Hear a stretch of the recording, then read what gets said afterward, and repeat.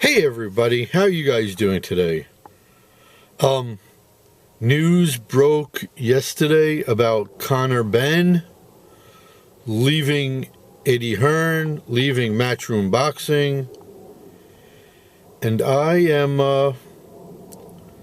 not too happy about it. I wanted to let the dust settle a little bit before I let my feelings known, and well, that's what we're doing right now.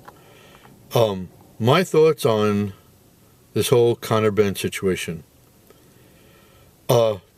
Before I get into it, guys, though, please like the video, share it, hit that subscribe button, and down below, don't forget, you leave your comments and you tell me what you think about this. First and foremost, I did a video recently about my feelings about Zuffa Boxing, and what I'm going to do is I'm going to link it in one of the corners. So when you're done watching this video, please check out that video as well. I'd appreciate it. Okay, so Dana White has some very creative people around him.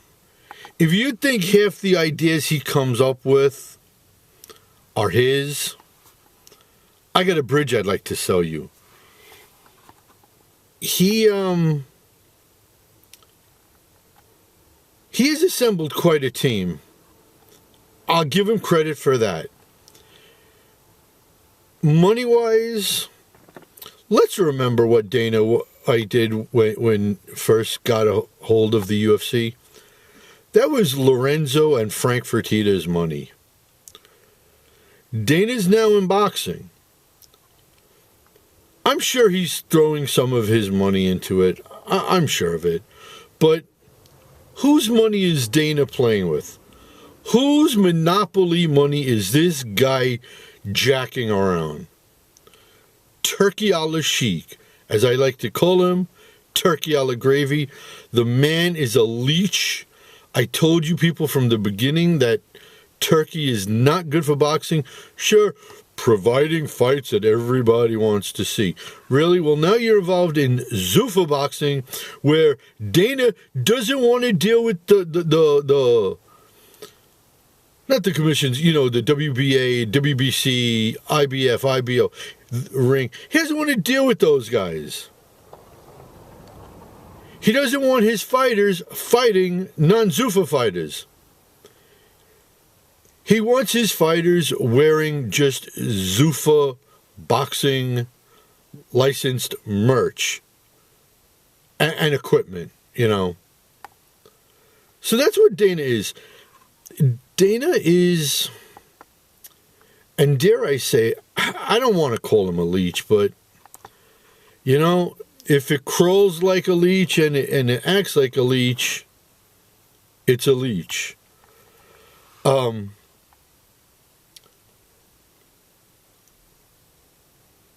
Dana and Eddie originally, they had a lot of respect and they were very complimentary towards each other in the past. But as Zuffa Boxing came closer and closer to being a reality, pop shots were taken, you know, and I'm surprised Dana didn't truly go after someone off of Oscar De La Hoya or Bob Arum's rosters first. I mean, he did try to sign Bam Rodriguez. He did sign F.A. Ajagba. He did sign Jaya Patea from Frank Warren. So he's gone after some big talent. No doubt about it. What I would have rather have seen, and I talked about it in the other video, is doing a boxing version of Dana White looking for a fight. Go to the clubs, find some young talent. Do a version of Dana White Contender Series, but for boxing. I'd be all up for that. Find some youthful talent, some 18, 19, 20-year-olds. Build up a roster that way. Don't harness others, I get it. You always need a mix of high-priced superstar talent and youth. But you go with the youth first, and then the big name becomes the final puzzle piece, right? So those two guys were really shit-talking. I mean, yeah, he shit-talks Aram, he shit-talks, Oscar. But things got really chippy with him and Eddie Hearn, right? Now, you guys have to understand something, and true boxing fans know this. What Eddie Hearn did for Conor Benn went far beyond boxing. He saved the kid's life, man. Money, a place to live, going way beyond what a promoter is supposed to do, right? So, do I think Conor Benn is a non-loyal, in the words of Chris Eubank Jr., scumbag? I mean, look, Conor fought his contract out. He was, in theory, a free agent, so I get it. It's nothing personal. It's just business. I get that. But you give the guy an opportunity to match. You speak to him, and Keith Connolly, his manager, if you guys don't know, I'd call him the sleazy boxing version of Scott Boras. For as bad as Scott Boras is in the other sports, Keith Connolly is a trip, man. He basically cock-blocked Eddie from getting to speak to Conor Benn. And after the signing of Conor to Zuffa Boxing, what does he do? He puts out a press release thanking him for all he's done for him, saying, oh, I hope he's still going to be part of the team. Really? How's that going to be? How in the hell is he going to be part of the team? You just signed with a rival. That makes no sense. I don't think Conor Benn wrote that. I want to give Conor the benefit of the doubt here. I don't think he's that stupid.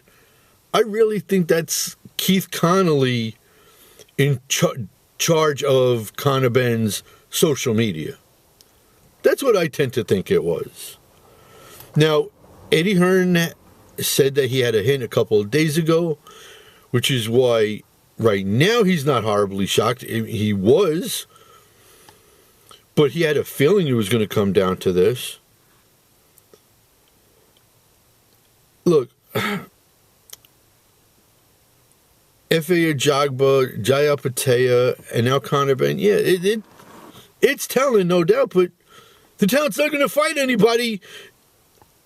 What are you going to bring in? Like jobbers to fight these guys?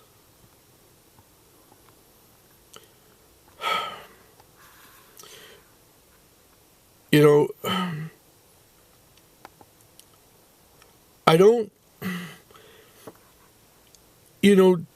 they say that this generation isn't what the last generation was. And I know that because I'm living that, right? I'm now one of those guys that say, well, back in my day,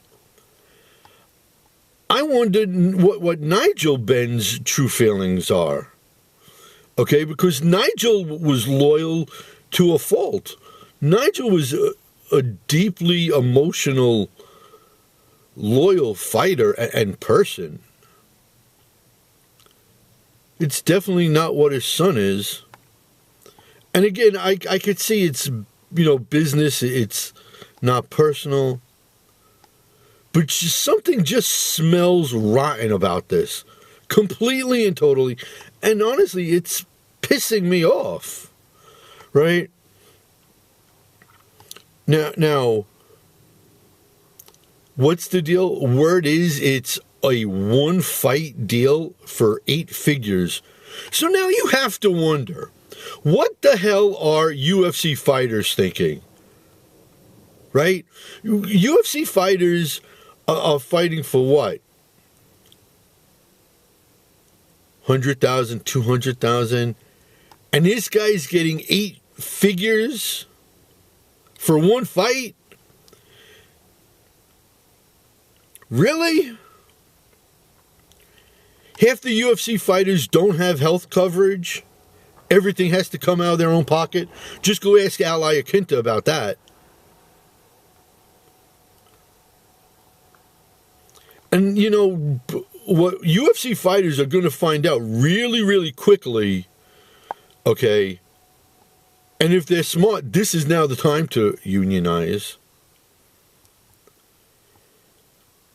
is boxers make the lion's share out of the combat sports. You know, the wildest fans are in wrestling. The money is in boxing. And what's in MMA? The shaft. Without lube, up the buttocks.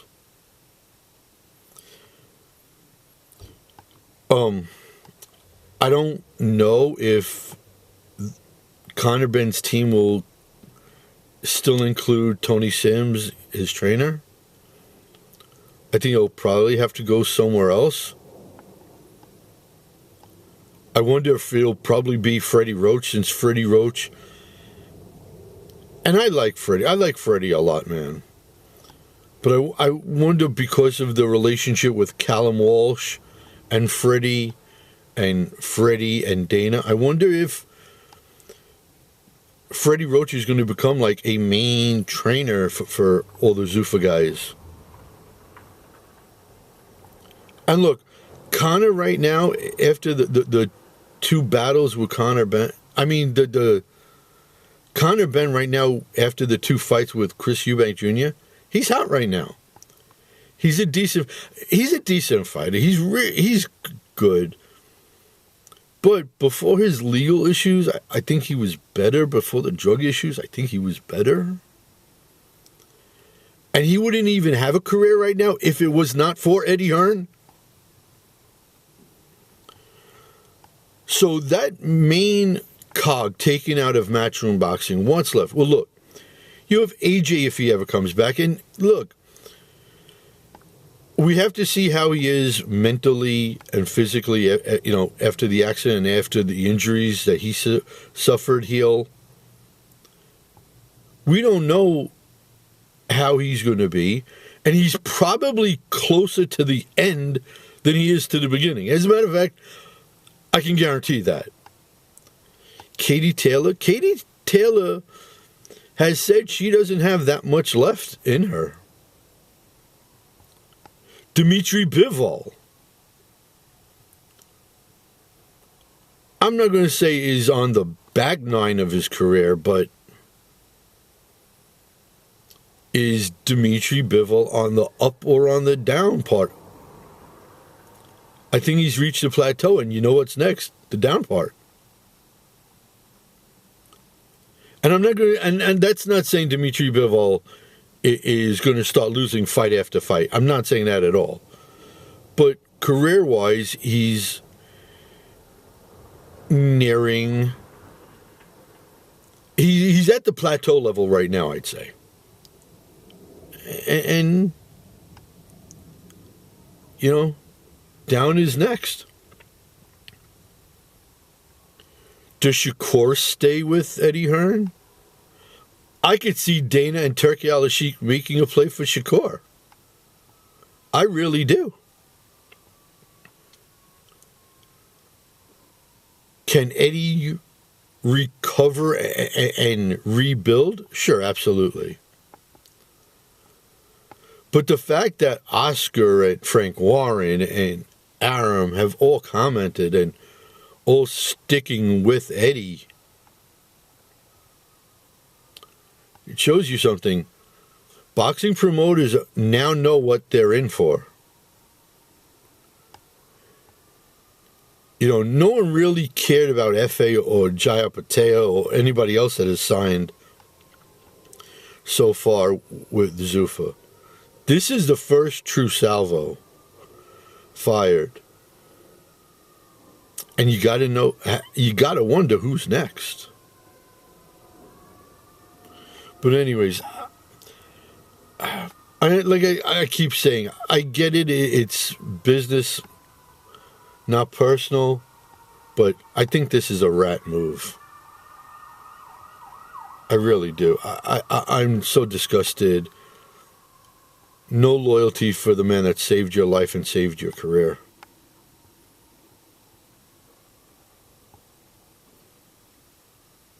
They don't make them like they used to.